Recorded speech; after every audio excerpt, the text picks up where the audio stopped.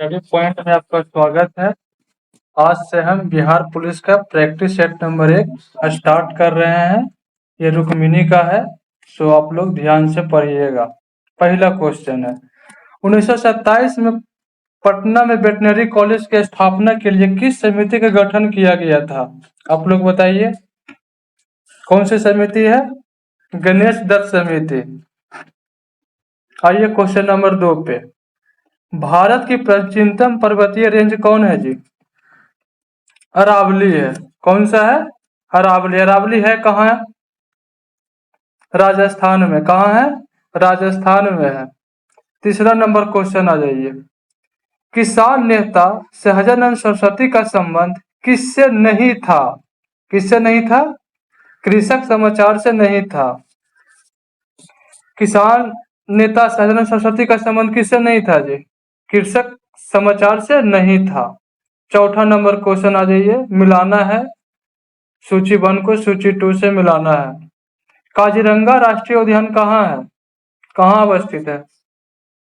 बताइए आप लोग। काजीरंगा इसे है कहाँ? असम में। कहाँ है? असम में। अब असम में कौन सा राज्य में स्थित है वहां का, जो बताइए आप लोग। तो हो जाएगा गोलघाट नवागांव। कहाँ हो जाएगा? गोलघाट नवागांव हो जाएगा। कुद्रेमुख ऐसे है कहाँ, कौन राज्य में है? कर्नाटक में। लेकिन कर्नाटक के किस राज्य में, जिला में स्थित है? चिकमंगलुरु में है। साइलेंट वैली कहाँ है? केरल में। अब केरल के कौन जिला में है? पालघाट जिला में। पेंच घाटी है कहाँ? मध्य प्रदेश में। मध्य प्रदेश के किस जिला में है? नागपुर में है। समझ गए आप लोग। क्वेश्चन नंबर 5, निम्नलिखित में से कौन सा नगर बिहार के पश्चिमी भाग में स्थित है? कहाँ, कौन सा भाग है? कैमूर है। कहाँ है? कैमूर है। अब आ जाइए छठा नंबर क्वेश्चन में है, फिर से मिलाना है सूची 1 को सूची 2 से मिलाना है। चीनी। चीनी है कहाँ? चीनी मतलब चीनी का उद्योग कहाँ है? आंसर आप लोग देखिए, फिर बताइए आप लोग, जल्दी से बताइए। मोहाली में। चीनी कहाँ है? मोहाली में। कागज है कहाँ? कागज चंद्रहाटी में। कागज कहाँ है? चंद्रहाटी में है। और सीमेंट कहाँ है? सीमेंट हो जाएगा आपको सवाई माधोपुर में। कहाँ हो जाएगा सीमेंट? सवाई माधोपुर में। और लोहा इस्पात उद्योग कहाँ हो जाएगा?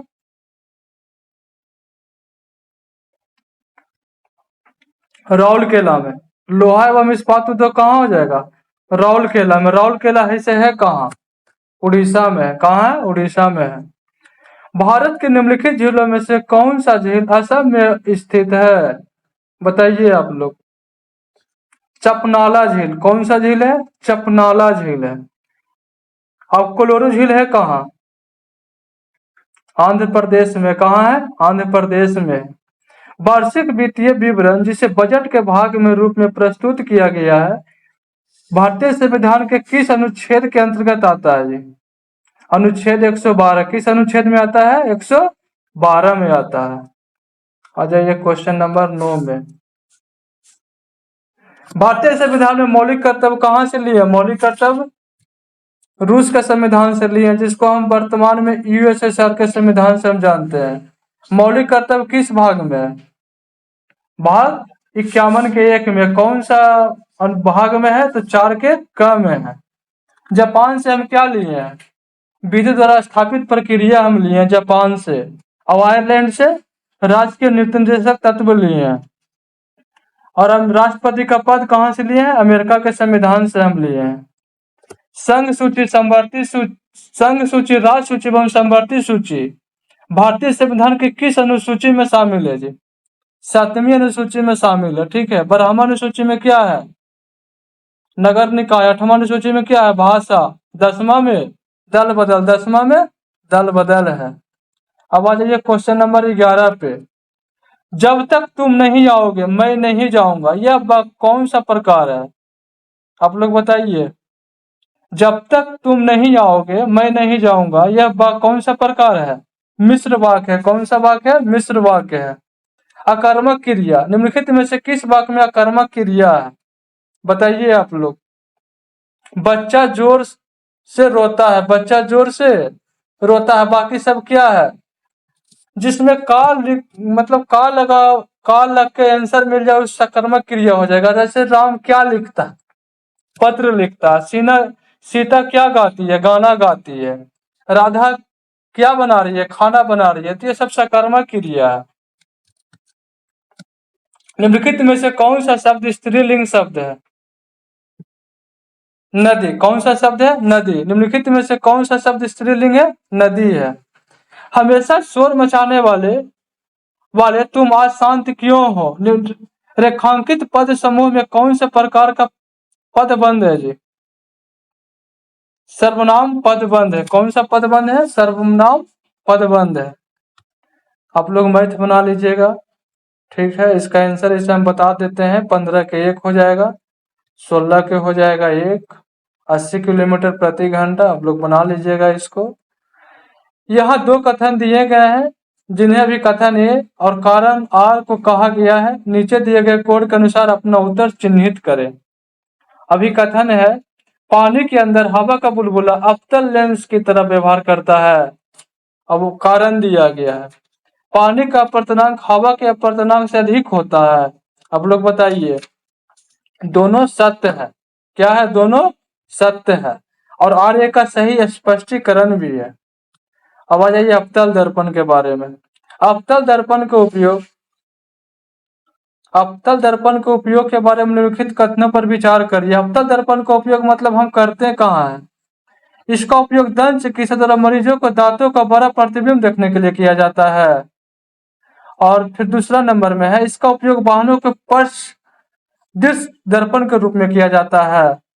आप लोग बताइए 18 नंबर कौन सा हो जाएगा? केवल 1 हो जाएगा। और इस जो था कि इसका उपयोग वाहनों के पर्श दर्पण में उत्तल दर्पण का उपयोग करते हैं, ना कि अवतल दर्पण का उपयोग करते हैं। चलिए 19 नंबर में आ जाइए। निम्नलिखित में से कौन सी राशि सदिश राशि नहीं है?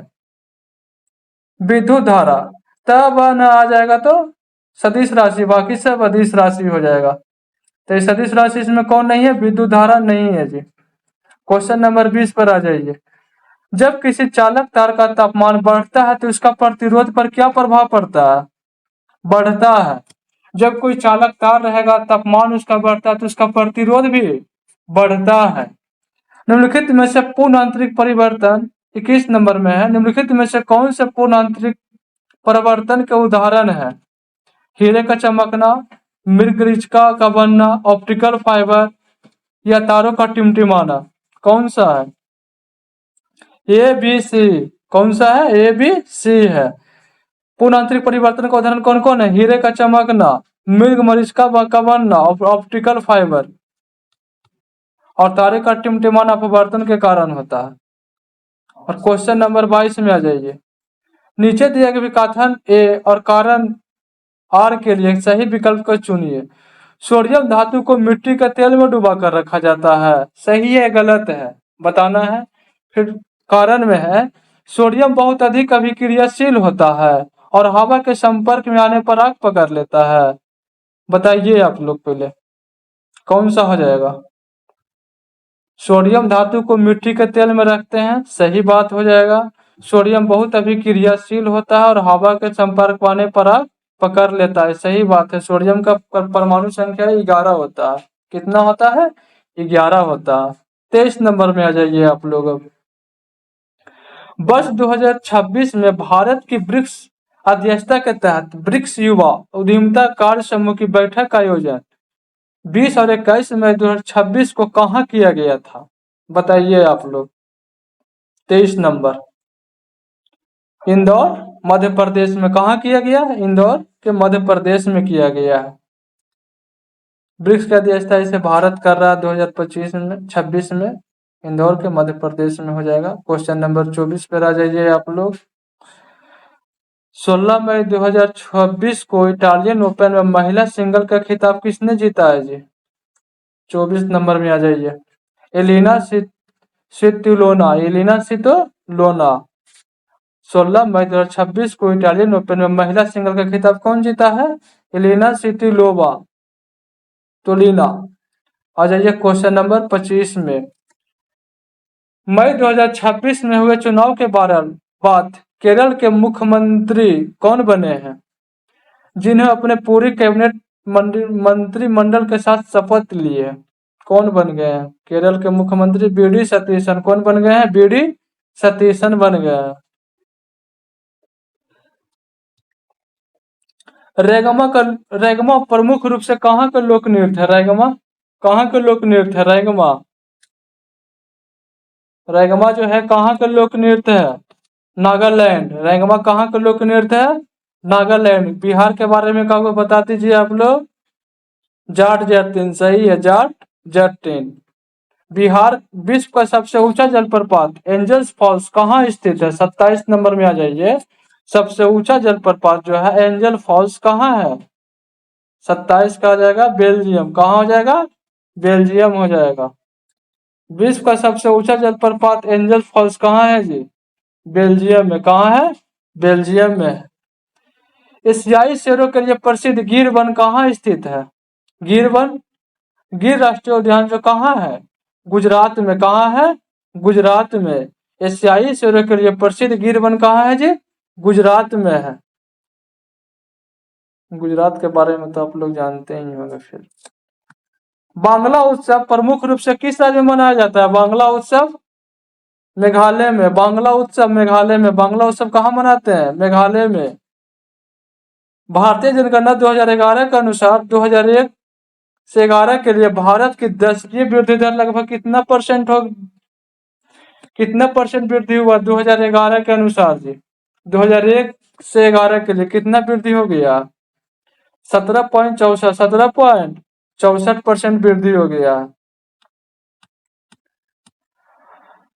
अर्थशास्त्र में बजट अधिशेष का अर्थ क्या होता है? अर्थशास्त्र में बजट अधिशेष का क्या अर्थ होता है जी? जब एकत्रित राजस्व आवश्यक व्यय से अधिक हो। जब एकत्रित राजस्व आवश्यक व्यय से अधिक हो। 31 का हो जाएगा डी नंबर।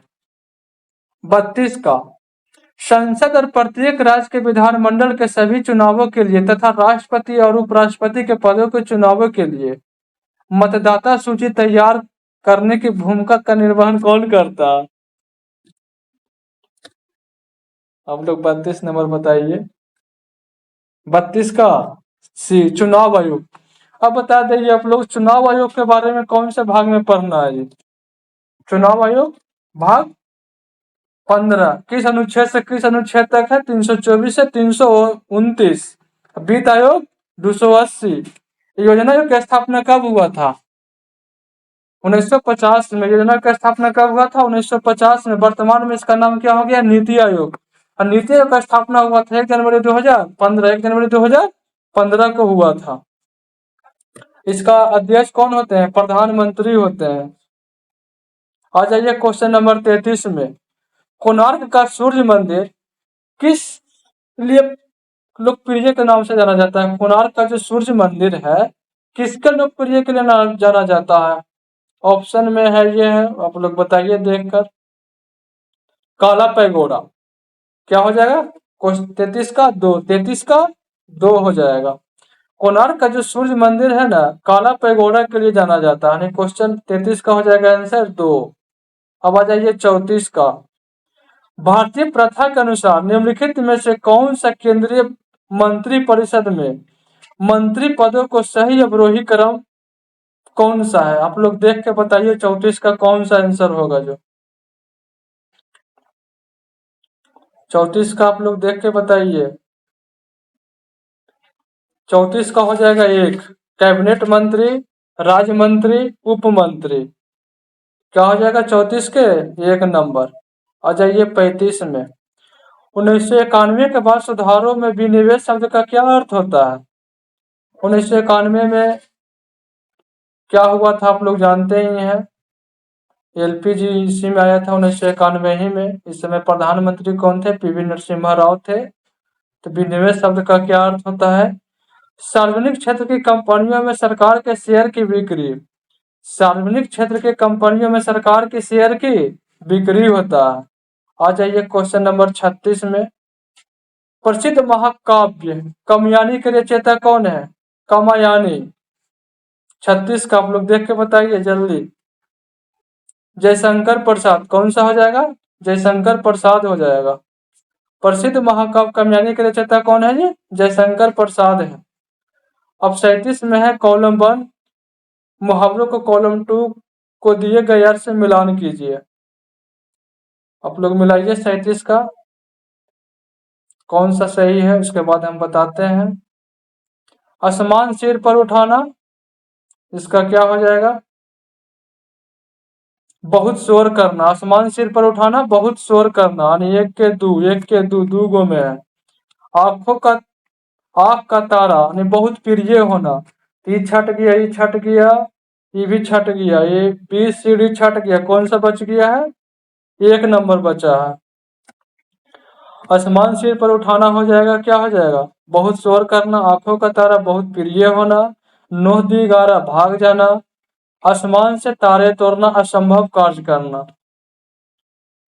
निम्नलिखित शुद्ध बरतने वाले शब्द का चयन कीजिए। 38 का कौन सा हो जाएगा? 38 का हो जाएगा 1 नंबर। 38 का 1 नंबर हो जाएगा। अब बताइए 39। यथाशक्ति शब्द में कौन सा समास है? यथाशक्ति शब्द में कौन सा समास है जी? अवयवी भाव समास है। कौन सा समास है? अवयवी भाव समास है। मैथ आप लोग कर लीजिएगा। 40 का हम आंसर बता देते हैं, 7/2 हो जाएगा। 41 भी मैथ है, आप लोग कर लीजिएगा। इसका आंसर बता देते हैं, 4 नंबर हो जाएगा। 42 का समस्थानिक के बारे में निम्नलिखित कथनों पर विचार करिए। समस्थानिक के बारे में बताना है 42 नंबर में। समस्थानिकों में प्रोटॉन की संख्या समान होती है, लेकिन न्यूट्रॉन की संख्या भिन्न भिन्न होती है। सही है गलत ये बताना है। एक ही तत्व के समस्थानिक रासायनिक गुण समान होते हैं, ये दोनों सही है। क्या हो जाएगा? समस्थानिक में प्रोटॉन की संख्या समान होती है, लेकिन न्यूट्रॉन की संख्या भिन्न भिन्न होती है। एक ही तत्व के समस्थानिकों के रासायनिक गुण समान होते हैं, सही है, दोनों सही है 42 का। 43 में ब्रेकिंग सोडा का रासायनिक सूत्र क्या होता है जी? ब्रेकिंग सोडा क्या होगा? 43 का NHCO3, NHCO3। और सोडियम क्लोराइड का होगा NaCl। आधुनिक आवर्त सारणी में किसी तत्व में बाएं से दाएं जाने पर परमाणु का आकार क्या होता है? 44 का आप लोग देख के बताइए, क्या होगा? परमाणु आकार घटता है। क्या होता है? घटता है। आधुनिक आवर्त सारणी में किसी आवर्त में बाएं से दाएं जाने पर परमाणु का आकार क्या होता है? घटता है। अम्ल के बारे में बताना है आप लोग को। वे स्वाद में खट्टे होते हैं अम्ल। ये नीले निष्पक्ष पत्र को लाल कर देता है। ये जलीय विलयन में OH नेगेटिव आयन देते हैं। इनका pH मान 7 से कम होता है अम्ल का। बताइए कौन सा होगा 45 का? हो जाएगा, ये सही है। वो स्वाद में खट्टे होते हैं, नीले लिटमस पत्र को लाल कर देते हैं। इनका pH मान 7 से कम होता है। 7 से अधिक होगा तो क्षारीय हो जाएगा, 7 हो जाएगा तो उदासीन होगा। इसलिए 45 का C नंबर क्या हो जाएगा? C नंबर हो जाएगा। अब आ जाइए 46। नीचे दिए गए विकथन और कारण 2 के लिए सही विकल्प का चयन करिए। माइटोकॉन्ड्रिया को कोशिका का पावर हाउस कहा जाता है। अभिकथन है, कारण देखिए। माइटोकॉन्ड्रिया में कोशिकीय श्वसन द्वारा ATP के रूप में ऊर्जा का निर्माण होता है। 46 का कौन सही हो जाएगा? दोनों सही है, और A का सही स्पष्टीकरण भी है। पावर हाउस किसको कहते हैं? माइटोकॉन्ड्रिया को कहते हैं, सही है। माइटोकॉन्ड्रिया में कोशिकीय श्वसन द्वारा ATP के रूप में ऊर्जा का निर्माण करता है, सही बात है। अब रक्त के बारे में बता दीजिए। लाल रक्त कणिका का जीवन काल कितना दिन होता है? 120 दिन होता है। और 2 में देखिए, हीमोग्लोबिन ऑक्सीजन के परिवहन में मदद करता है। कौन सा कथन सही है जो बताना है आप लोग को? दोनों कथन सही है। RBC का जीवन काल कितना होता है? 120 दिन होता है, ये सही है। हीमोग्लोबिन ऑक्सीजन के परिवहन में मदद करता है, ये भी सही है। RBC का pH मान कितना होता है? 7.4। अम्लीय होगा या क्षारीय? तो क्षारीय होगा, क्योंकि 7 से अधिक है इसका pH मान। 48 नंबर में आ जाइए, क्वेश्चन नंबर 48। दुनिया भर में शांति, सहिष्णुता, समावेशन और एकजुटता को बढ़ावा देने के लिए संयुक्त राष्ट्र द्वारा हर साल शांति से एक साथ रहने का अंतर्राष्ट्रीय दिवस कब मनाया गया? 48 का कौन सा हो जाएगा? 16 मई। कौन सा? 16 मई को हो जाएगा। दुनिया भर में शांति, सहिष्णुता, समावेशन और एकजुटता को बढ़ावा देने के लिए संयुक्त राष्ट्र द्वारा हर साल शांति के साथ एक साथ रहने का अंतर्राष्ट्रीय दिवस कब मनाते हैं? 16 मई को मनाते हैं। अब आ जाइए क्वेश्चन नंबर 49 में। 15 से 18 मई 2026 तक भारतीय नौसेना और श्रीलंका नौसेना के बीच समुद्री सहयोग को गहरा करने के लिए 3 दिवसीय आधिकारिक यात्रा पर और नौसैनिक युद्ध अभ्यास का आयोजन कहाँ किया गया? 49 नंबर, कोलंबो बंदरगाह। कहाँ किया गया है? कोलंबो बंदरगाह। भारत में सबसे गहरा बंदरगाह कौन है? विशाखापट्टनम बंदरगाह है। 49 के डी नंबर, 49 का कौन हो जाएगा? डी हो जाएगा। राष्ट्रीय 50 नंबर देख लीजिए। राष्ट्रीय अनुपालन न्यूनीकरण पहल सरकारी नियमों को आसान बनाने के अभियान के दोनों चरणों को पूरा करने वाला देश का पहला राज्य कौन है? कौन हो जाएगा? 50 का त्रिपुरा। त्रिपुरा कौन सा देश से तीनों तरफ से घिरा हुआ है जी? बांग्लादेश से। आ जाइए क्वेश्चन नंबर 51। भारतीय संविधान के संस्थागत ढांचे पर किस ब्रिटिश कानून का बड़ा प्रभाव पड़ा था? 51 का कौन सा हो जाएगा? भारत सरकार अधिनियम 1935। भारत सरकार अधिनियम 1935। भारतीय संविधान के संस्थागत ढांचे पर किस ब्रिटिश कानून का बड़ा प्रभाव पड़ा था? तो भारत सरकार अधिनियम 1935 में पड़ा था। 52 नंबर देख लीजिए। Question number 52। 11वीं से 18वीं शताब्दी तक मध्यकालीन भारत में किस प्रकार का साहित्य सबसे प्रमुख था? भक्ति कविता। कौन है? भक्ति कविता। 52 का हो जाएगा 1 नंबर। 52 का 1। 11वीं सदी से 18वीं शताब्दी तक मध्यकालीन भारत में किस प्रकार का साहित्य सबसे प्रमुख था? भक्ति कविता था। कौन है? भक्ति कविता। भाबर क्षेत्र विशाल मैदानों के किस भाग में स्थित है? भाबर क्षेत्र जो है विशाल मैदानों के किस भाग में स्थित है? हिमालय के गिरिपाद के आसन। हिमालय के गिरिपाद के आसन। भाबर क्षेत्र विशाल मैदानों के किस भाग में स्थित है? हिमालय के गिरिपाद के आसन स्थित है। 53 का हो जाएगा 1 नंबर क्वेश्चन। 54 देख लीजिए। 54। जिला न्यायालय और अधीनस्थ न्यायपालिका पर नियंत्रण निम्नलिखित में से किसके पास होता है? जिला न्यायालय और अधीनस्थ न्यायपालिका पर नियंत्रण किसके पास होता है? उच्च न्यायालय के पास होता है। किसके पास होता है? उच्च न्यायालय के पास होता है। आ जाइए क्वेश्चन नंबर 55। सकल नामांकन अनुपात कभी कभी 100% से अधिक क्यों नहीं हो सकता? 55 का आप लोग बताइए आंसर। हो जाएगा 3 नंबर। आधिकारिक आयु वर्ग से बाहर के शिक्षार्थियों के नामांकन के कारण। आधिकारिक आयु वर्ग के बाहर से शिक्षार्थियों के नामांकन के कारण। सही है। 56 आ जाइए। निम्नलिखित में से कौन सा राज्य गंभीर आंदोलन और प्रदर्शनकारी की मृत्यु के बाद भाषाई आधार पर गठित होने वाला पहला राज्य बना था? मतलब क्वेश्चन कर रहा है कि भाषाई के आधार पर गठित होने वाला पहला राज्य कौन है जी? आंध्र प्रदेश। कब बना था? 1953 में। लेकिन राज्य के कब बना था? 1956 में राज्य का दर्जा मिल गया था। और तेलंगाना, आंध्र प्रदेश और तेलंगाना कब अलग हुआ है? 2014 में अलग हुआ है। निम्नलिखित में से कौन सा आंदोलन अपनी सही घटना वर्ष के साथ सम्मिलित नहीं है? चंपारण सत्याग्रह कब हुआ था? 1917 में। खेरा आंदोलन 1918 में। खिलाफत आंदोलन हुआ 1920 में। नहीं, खिलाफत आंदोलन गलत है इसमें।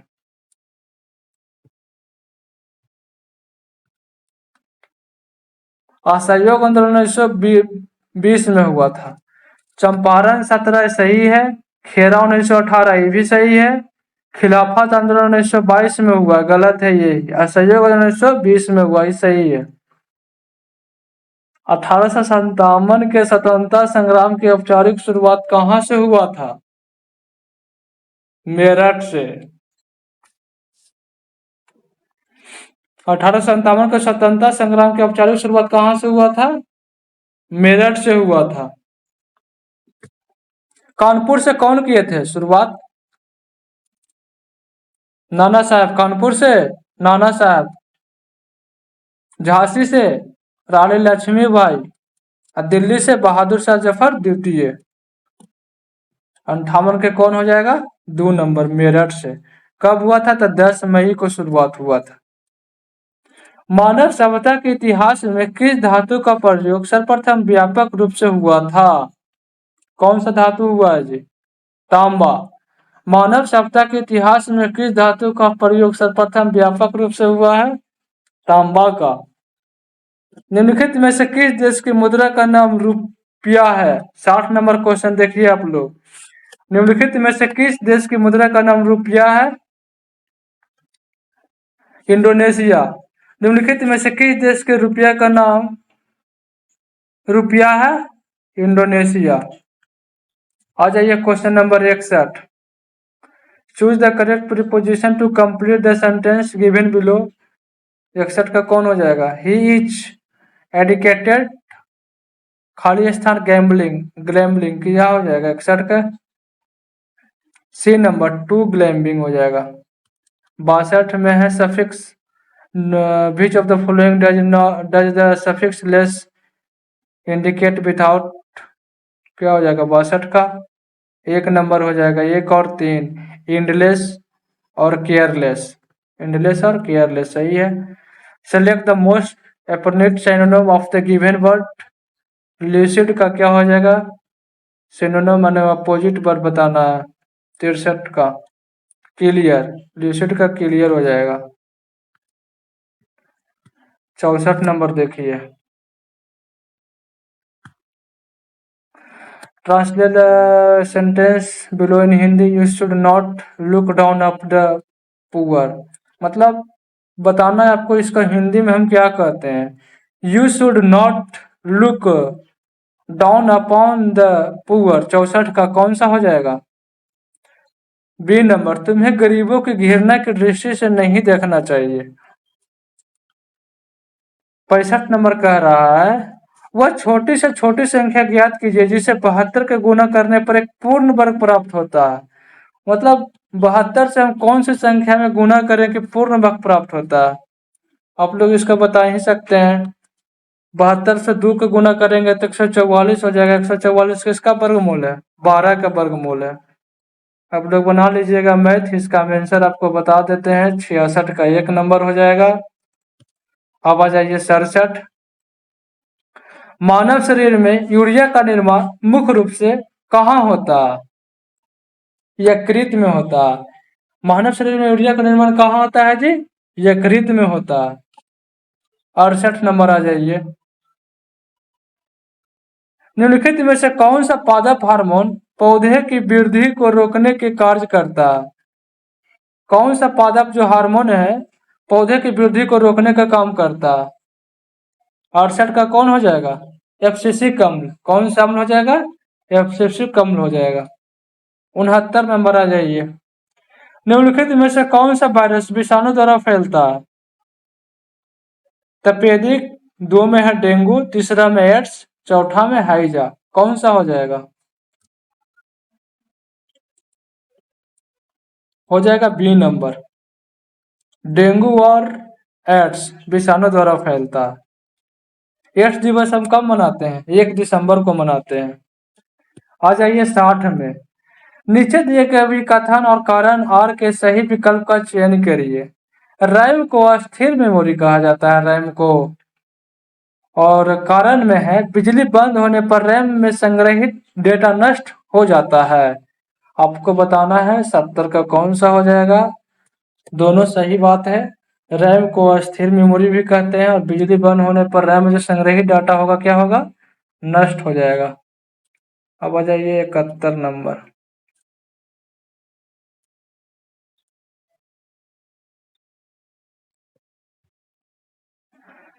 ऑपरेटिंग सिस्टम ओएस के संबंध में निम्नलिखित कथनों पर विचार करिए।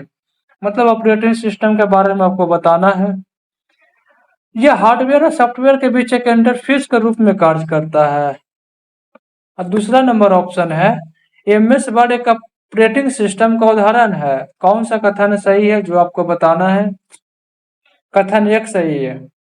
यह हार्डवेयर और सॉफ्टवेयर के बीच एक इंटरफेस के रूप में कार्य करता है। आ जाइए 72 नंबर में। इंटरनेट पर डाटा सुरक्षित रूप से संचालित करने के लिए किस प्रोटोकॉल का उपयोग किया जाता है? HTTPS। यानी 72 के हो जाएगा 2 नंबर। क्या हो जाएगा? 2 नंबर। इंटरनेट पर डेटा सुरक्षित रूप से संचालित करने के लिए किस प्रोटोकॉल का उपयोग करते हैं? HTTPS का उपयोग करते हैं। अब फुल फॉर्म बताइए। HTTP का full form hyper text transfer protocol होता है। और सी नंबर में है FTP, तो फाइल ट्रांसफर प्रोटोकॉल होता है। और SMTP में होता है सिंपल मेल ट्रांसफर प्रोटोकॉल होता है। अब आ जाइए क्वेश्चन नंबर 73 में। मई 2026 में दक्षिण पूर्व एशियाई दौरे के तहत मलेशिया के पोर्ट कलांग पहुंचने वाला भारतीय नौसेना के महासागरीय अनुसंधान पोत कौन सा है? INS सागर धोनी 2 नंबर। क्या हो जाएगा? INS सागर धोनी हो जाएगा। और 74 नंबर में आइए आप लोग।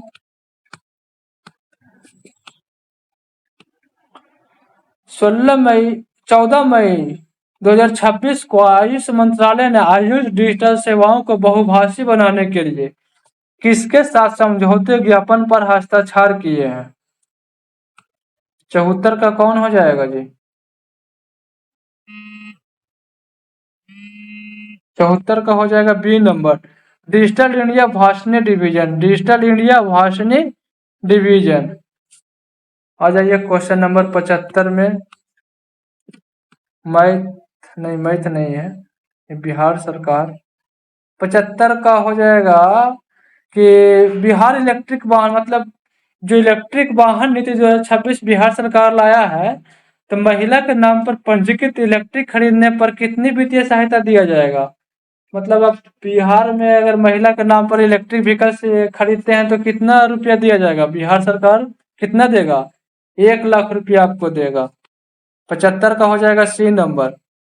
और 76 का हो जाएगा NDA का मतलब क्या है जी? NDA का फुल फॉर्म क्या होता है? NDA national defence academy. National defence academy हो जाएगा। और अजय 74 में सूची 1 को सूची 2 से मिलाना है। बंदी प्रत्यक्षीकरण का मतलब क्या होता है? बंदी प्रत्यक्षीकरण का मतलब क्या होता है? आप छाटिए ऑप्शन से, देखिए। बंदी प्रत्यक्षीकरण ये हो जाएगा आपको न्यायालय का समक्ष प्रस्तुत करने का आदेश देता है बंदी प्रत्यक्षीकरण में। तो एक का डी 2 ऑप्शन में है, एक और C में। ठीक है। अब छाटिए दूसरा से। परमादेश का मतलब क्या होता है? 77 का हो जाएगा। 77 का ये पहला का तो डी हो जाएगा, सही है, लेकिन दूसरा नंबर है परमादेश। परमादेश का मतलब होता है वैधानिक कर्तव्य का पालन करने के लिए आदेश देना। तो आदेश देना किस में है? C नंबर में है। तो एक के डी दूसरे के C, एक ही गो में है। क्वेश्चन नंबर 77 का हो जाएगा 1 नंबर आंसर। अब अधिकार परीक्षा मतलब हो जाएगा जिस कानूनी के आधार पर सार्वजनिक पद पर कार्य कर रहे हैं। और उत्प्रेषण का मतलब क्या हो जाएगा? आदेश को निरस्त करना। उत्प्रेषण का मतलब क्या होगा? आदेश को निरस्त करना। 78 नंबर देखिए आप लोग। प्राचीन बौद्ध ग्रंथ जातक कथाएं मूल रूप से किस भाषा में लिखी गई है? जातक कथाएं मतलब कौन सी भाषा में लिखा गया है जी? पाली भाषा में। जातक कथाएं किस भाषा में लिखा गया है? पाली भाषा में लिखा गया है। राष्ट्रीय विज्ञान दिवस हम कब मनाते हैं? 79 नंबर का क्वेश्चन नंबर क्या हो जाएगा? विज्ञान दिवस 28 फरवरी को, सही है। 12 जनवरी को क्या मनाते हैं?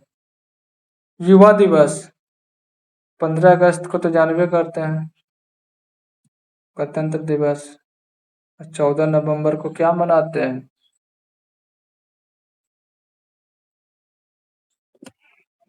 14 नवंबर को क्या मनाते हैं? हम लोग बताइए।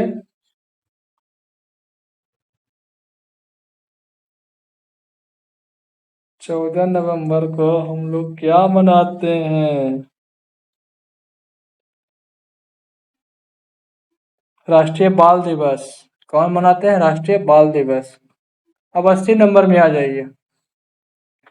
रॉबर्ट क्लाइव ने पहली बार किस रॉबर्ट क्लाइव भारत पहली बार कब आए थे जी? रॉबर्ट क्लाइव भारत पहली बार कब आए थे? 1743 में। रॉबर्ट क्लाइव पहली बार भारत कब आए थे? 1743 में। किस वर्ष अवध के नवाब को अपना आधा राज्य ब्रिटिश कंपनी को सौंपना था पड़ा था? कौन सा वर्ष हो जाएगा? 80 नंबर। आप लोग को दिखाई नहीं पड़ता होगा।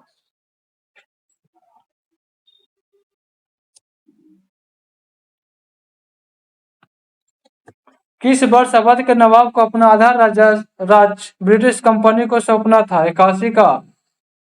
1 नंबर 1801 में। कब हो जाएगा? 1801 में। 82 नंबर क्वेश्चन आ जाइए। मुगल बादशाह में आखिरी शक्तिशाली बादशाह कौन थे? औरंगजेब। मुगल बादशाह में आखिरी शक्तिशाली बादशाह कौन थे? औरंगजेब थे। 83 नंबर में हो जाइए। मैसूर राज्य के साथ अंग्रेजों ने कितने युद्ध किए थे? 4 युद्ध किए थे। मैसूर राज्य के साथ अंग्रेज कितने युद्ध किए थे? तो 4 युद्ध किए थे। 83 का हो जाएगा 3 नंबर। 84। टीपू सुल्तान का खिलौना शेर वर्तमान में कहाँ के म्यूजियम में रखा हुआ है? मतलब टीपू सुल्तान का जो खिलौना शेर वर्तमान में कहाँ म्यूजियम में रखा हुआ, आप लोग को ये बताना है। लंदन में। कहाँ रखा हुआ है? लंदन में रखा हुआ है। अन्य हो जाएगा 84 का D नंबर। 85। बक्सर युद्ध के समय बंगाल का नवाब कौन था? अब बक्सर की युद्ध कब हुआ था ये भी आप लोग को बताना है। बंगाल के नवाब कौन थे? बेस्टन टाट। कौन थे? बेंसन टाट। और बक्सर का युद्ध कब हुआ था? 1764 में हुआ था। और आप लोग बता सकते हैं बेस्टन टाट का कार्यकाल कब से कब तक था? 1760 से 1765 तक था। बेस्टन काल का कार्यकाल कब था? 1760 से 1765 तक था। 86 नंबर इंग्लिश है। Choose the correct option to direct speech of the following sentence. He exclaimed with sorrow that he was ruined. क्या हो जाएगा? 86 का। 1 नंबर हो जाएगा। He said alas I am ruined. 87 नंबर में आ जाइए। Select the most appropriate antonym of the given word. Mitigate. Mitigate का एंटोनम क्या हो जाएगा? B नंबर वॉरसेन। क्या हो जाएगा? Worsen. 88 number. Choose the correct option for indirect speech of the following sentence. The teacher said to the student the sun rises in the east. क्या हो जाएगा? 88 का। D नंबर हो जाएगा। The teacher told the student that the sun rises in the east. 89 नंबर आ जाइए आप लोग। मैथ है। मैथ में बताना है मतलब अधिकतम प्रतिशत। कोई विद्यार्थी है जो हिंदी में लाया था 80 में 68, गणित में 60 में 46, विज्ञान में 90 में 74 और अंग्रेजी में 45 में 34। तो इसको बताना है परसेंटेज में कौन मतलब सबसे ज्यादा कौन परसेंटेज में कौन विषय में आया था। तो आप लोग निकाल लीजिएगा। इसे हम बता देते हैं। आंसर C हो जाएगा। 90 का साधारण ब्याज निकालना है। आप लोग निकाल लीजिएगा। आंसर बता देते हैं। 1 नंबर हो जाएगा 1500। 91 नंबर आ जाइए।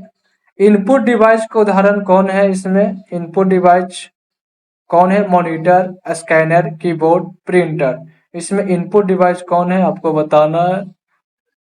बी और सी, स्कैनर और कीबोर्ड। क्या है? इनपुट डिवाइस है। आप लोग आ जाइए क्वेश्चन नंबर 92 में। दिए गए अभिकथन और ए और कारण आर के लिए सही विकल्प चुनिए। अभिकथन: सप्ताप मंडल में ओजोन परत का क्षरण पृथ्वी पर जीवन के लिए गंभीर खतरा है।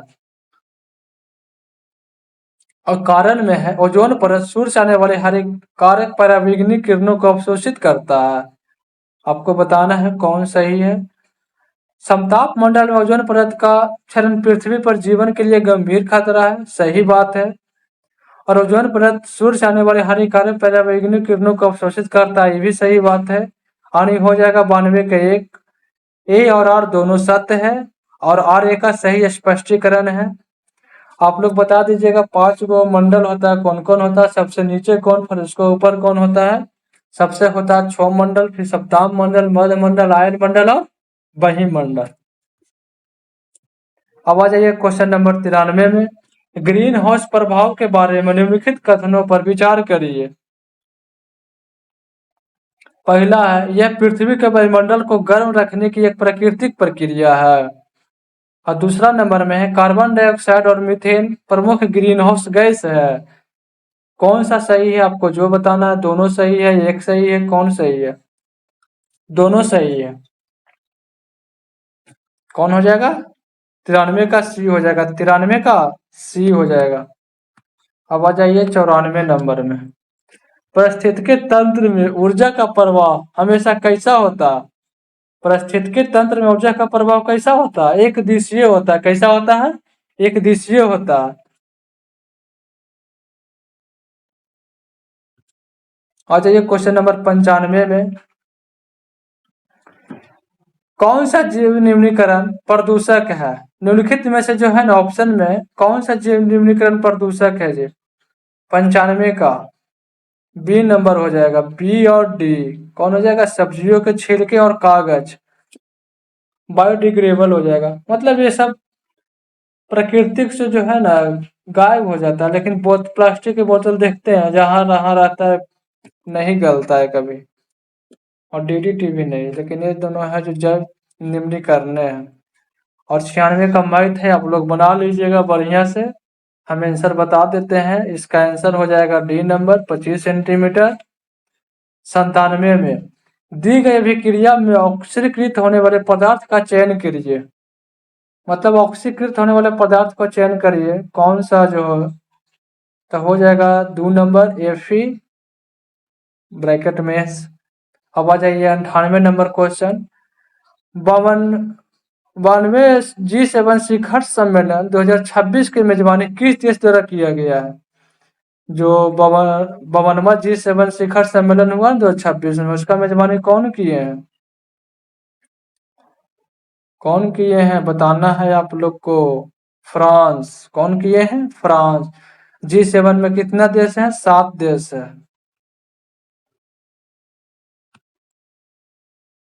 अब आ जाइए क्वेश्चन नंबर 99।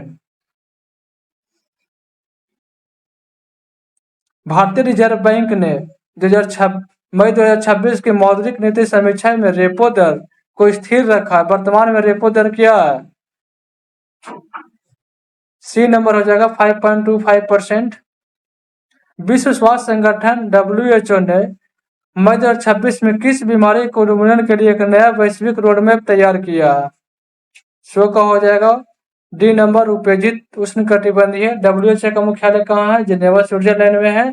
इसका स्थापना हुआ था 7 अप्रैल 1948 को। ठीक है दोस्तों, सो क्वेश्चन खत्म हो गया है। आगे कल आगे का कल से चेक करा दिया जाए।